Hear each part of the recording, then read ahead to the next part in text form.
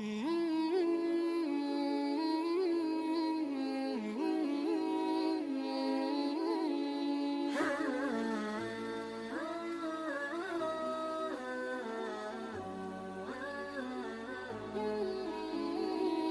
کے بارے میں بعض غلط باتیں پائی جاتی ہیں کہ جن کا حقیقت سے کوئی تعلق نہیں۔ ایک غلط فہمی یہ ہے کہ الٹی آنے سے روزہ ٹوٹ جاتا ہے کیا؟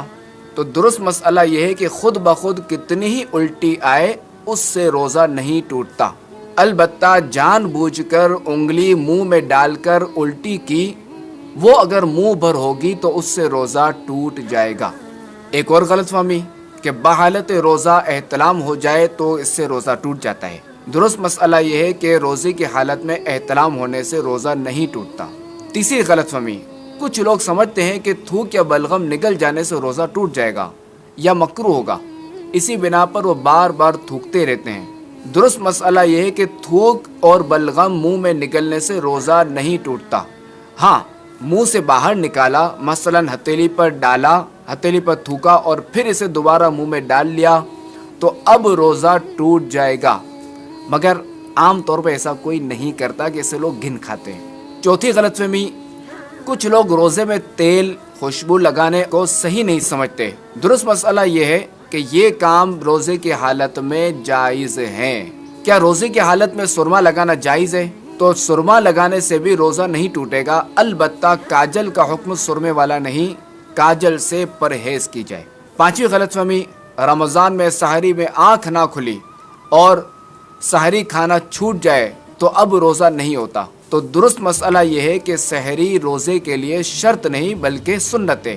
رات میں نیت کر لی جائے یا پھر زوال کا وقت شروع ہونے سے پہلے نیت کر لی جائے تب بھی ٹھیک ہے، لیکن سحری کا وقت ختم ہونے کے بعد نیت کی جائے تو تین چیزیں خاص مد نظر رکھنی چاہیے۔ اول یہ کہ روزہ بند ہونے کے بعد سے نیت کرنے تک جان بوجھ کر کوئی منافی روزہ کام مثلا کھانا پینا وغیرہ نہ کیا ہو۔ دوسرا یہ کہ یہ نیت کرے کہ میں روزہ بند ہونے کے وقت سے روزے سے ہوں۔ تیسرا یہ کہ زوال کا وقت شروع ہونے کے بعد نیت نہیں ہو سکتی۔ چھٹی غلط فہمی، رات میں غسل فرض ہو جائے تو اب روزہ شروع ہونے کے بعد کلی یا ناک میں پانی افطار کے وقت ہی ڈالیں گے۔ تو درست مسئلہ یہ ہے کہ روزہ شروع ہونے سے پہلے غسل فرض ہو یا روزے میں احتلام ہو جائے تو غروب کا انتظار نہیں کریں گے کہ روزے کی حالت میں نہانا ہو، تب بھی غسل کے تمام فرائض ادا کیے جائیں گے کہ غسل میں کلی کرنا اور ناک میں نرم حصے تک پانی پہنچانا فرض ہے۔ اس کے بغیر نہ غسل اترے گا نہ ہی نمازیں ہوں گی۔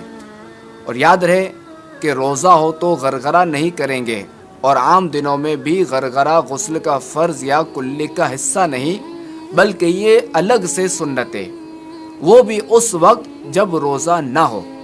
البتہ روزے کی حالت میں ناک میں پانی سانس کے ذریعے اوپر کھینچنے کی اجازت نہیں۔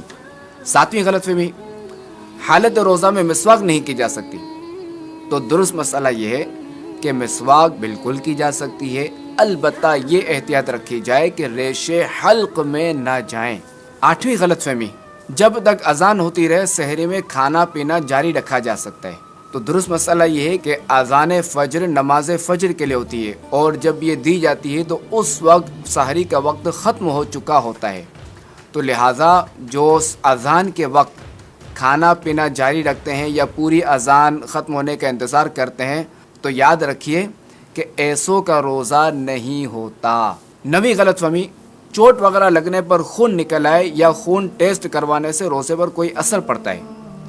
تو درست مسئلہ یہ ہے کہ جسم سے کوئی چیز باہر آئے اس سے روزہ نہیں ٹوٹتا، لہٰذا ٹیسٹ کے لیے خون نکلنے یا زخمی ہونے پر خون بہنے سے روزہ نہیں ٹوٹے گا۔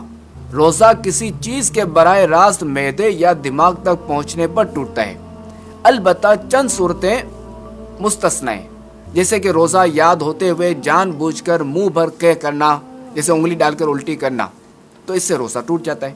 10ویں غلط فہمی، روزے میں انجیکشن لگانے سے روزہ ٹوٹ جائے گا۔ تو یاد رکھیے کہ روزے میں کسی بھی قسم کا انجیکشن لگوانے یا انسولین وغیرہ لینے سے روزہ نہیں ٹوٹتا، بلکہ اگر ضرورت ہے تو روزے میں ڈرپ بھی لگائی جا سکتی ہے کہ اس سے بھی روزہ نہیں ٹوٹتا۔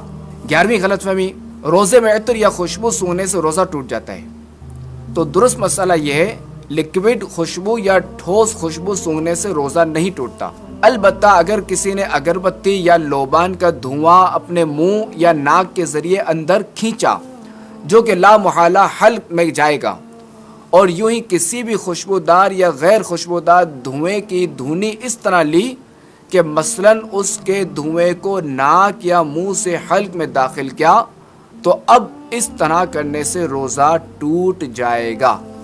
اللہ کریم ہمارے روزے برباد ہونے سے بچائے اور ہمیں روزے کی نورانیت عطا فرمائے۔